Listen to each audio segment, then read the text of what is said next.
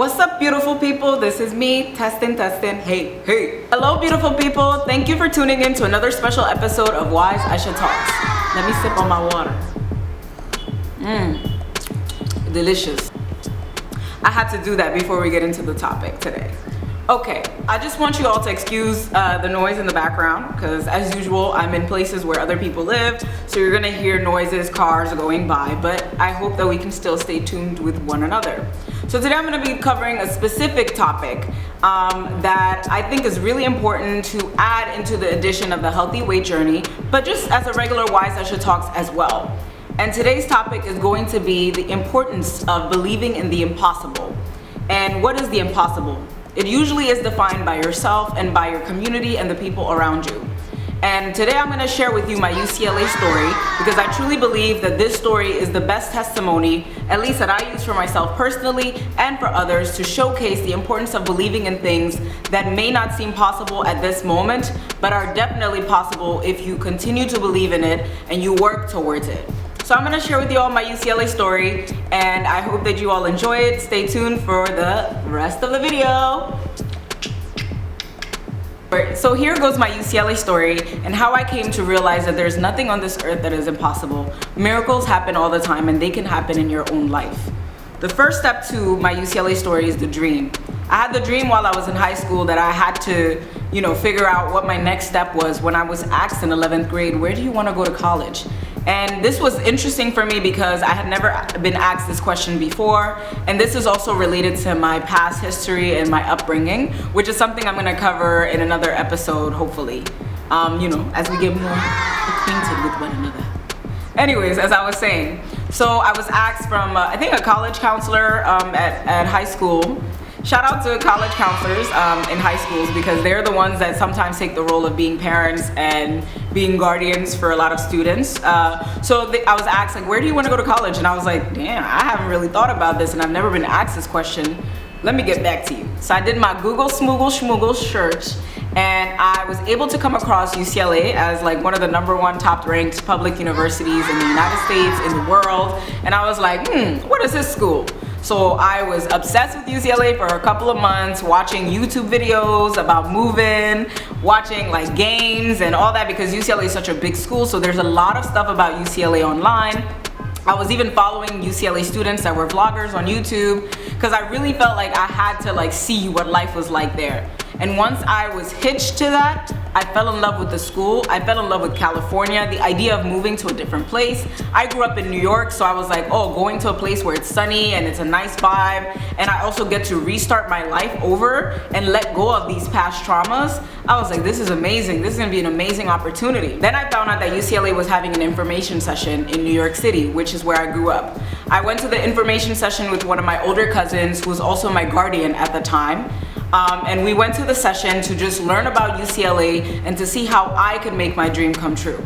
And I didn't even realize that it started becoming a dream, but it was almost like a little obsession. I really saw myself moving to California, leaving New York, starting brand new, but also starting at UCLA. I felt like I had a calling to be there, and I didn't know why, but I just knew that I had to go there.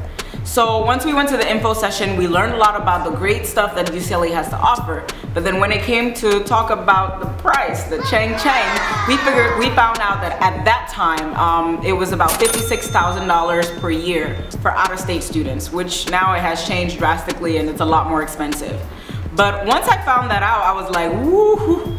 My cousin was like, damn, Aisha, this is where you really want to go? And I was just like, this is really hard, but I'm gonna say it with my chest. Yes, I still want to go to UCLA and I still want to try. I didn't know how I was going to make it happen, but I was like, I'm going to make it happen. Once I finally started telling people, hey, I want to go to UCLA, I want to move to California, I received a lot of pushback. My college counselors, my friends, my family members, a lot of people were just wanting me to be more realistic. And I don't blame them for that, and that's something we all get all the time when we talk about dreams or we talk about our dreams that can seem impossible to others and even to ourselves. But I just don't know what made me feel like UCLA was the place for me to be. And I just felt like that was where I needed to go, and I had a calling to be there. So no matter how impossible or crazy it sounded to people, I just always answered, I want to go to UCLA and I'm going to try to go there. I'm going to move to California. And I didn't realize how I was gonna get there. I didn't have no money or nothing, but I knew that I had to go there. So next step in the dream, and it's also the aspect of it being impossible. I wanted to highlight the aspect of it being impossible, because that's something that came up a lot with the pushback that I received. It was around the same time that The Secret came out. I think it was a book / documentary where they talked about the power of visualizing and putting your dreams in a visual representation and meditating and thinking about it on a consistent basis to make it come to life, to realize it. So I was like, if I pray and if I do this secret thing, I'll be getting into UCLA. I had put everything on a specific time frame. And I was like, I'm gonna get into UCLA around this year and do this and do that. Now, I did all that. I was working towards getting to UCLA. My grades were very good in high school, and I was involved in a lot of extracurricular activities, and I felt like my own personal story of overcoming and growing up into myself was interesting enough for me to have a fighting chance to get into this high institution.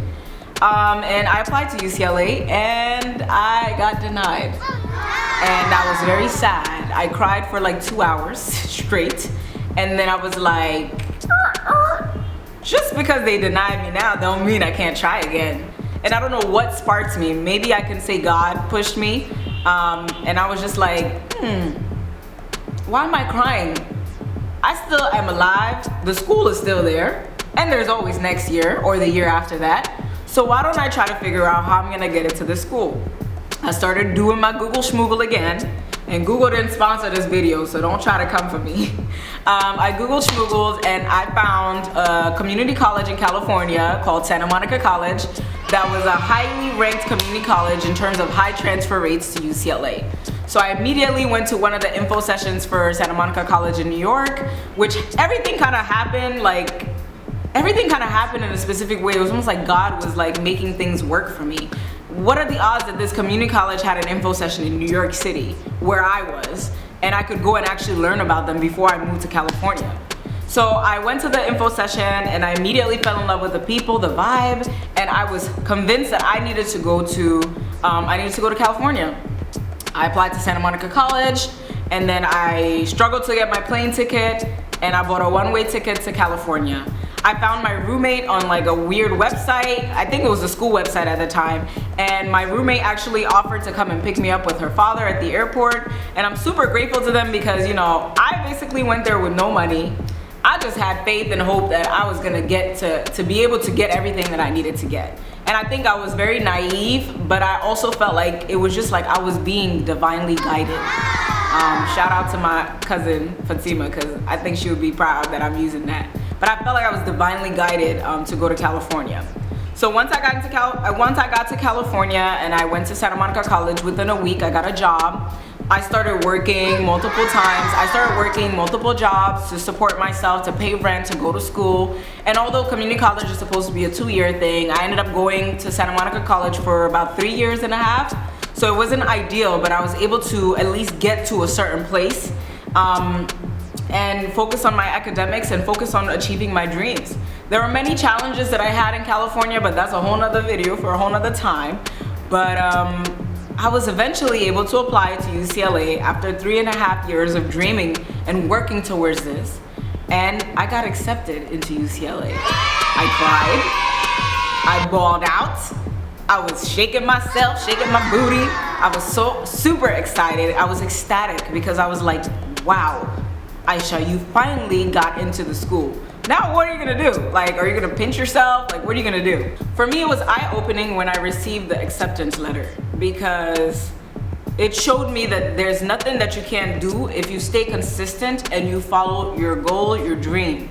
And sometimes you gotta be so stubborn that nothing can stop you, to the point where even you can't stop yourself.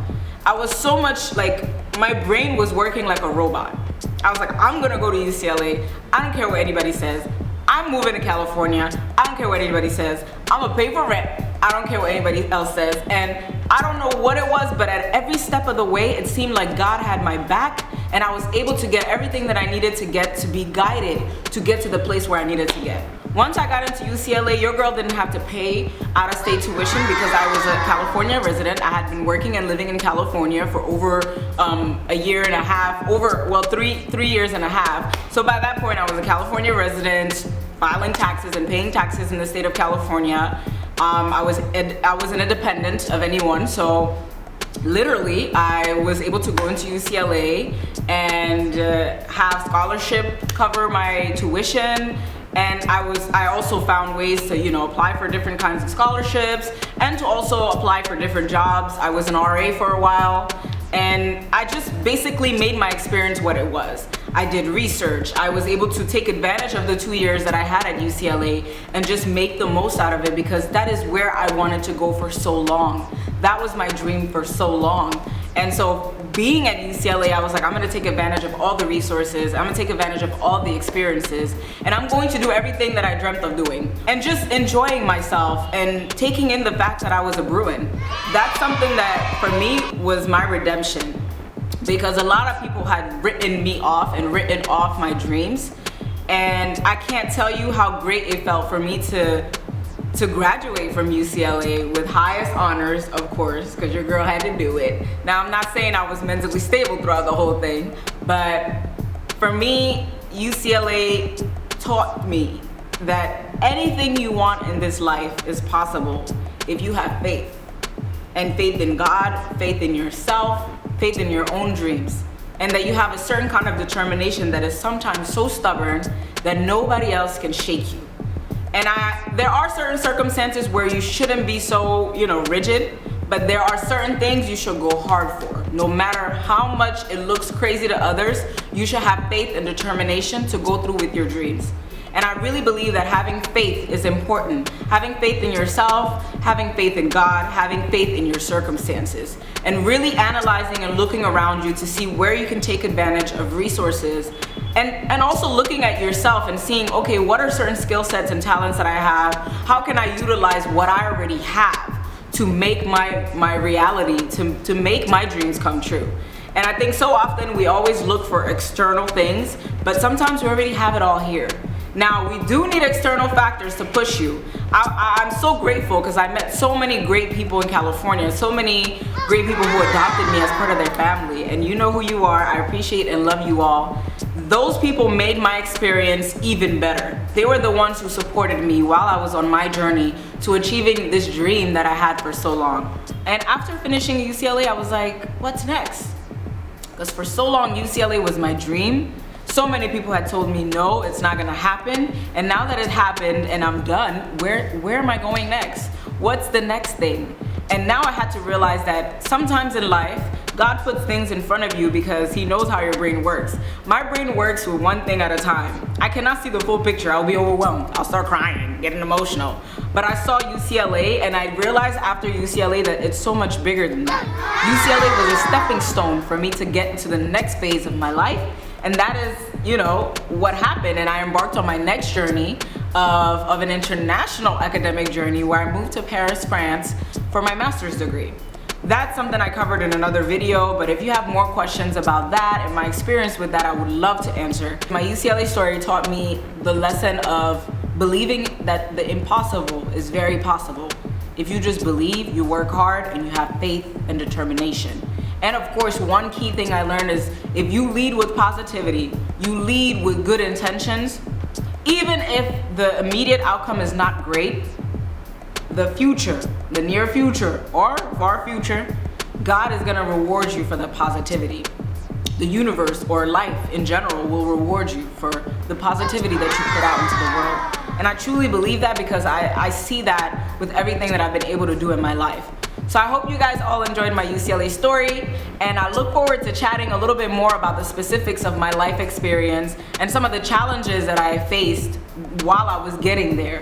So if you're interested in talking to me in a more private conversation, join me for my WiseAïchaTalks After Hours, where I'll be jamming, slamming on Zoom, and we'll be able to have a deeper conversation about really believing in the impossible, and maybe we can share our dreams and maybe our doubts. I want my community to be a community that supports one another and pushes all of us to be better versions of ourselves. Thank you so much for tuning in to another episode of WiseAïchaTalks. I'll see you next time.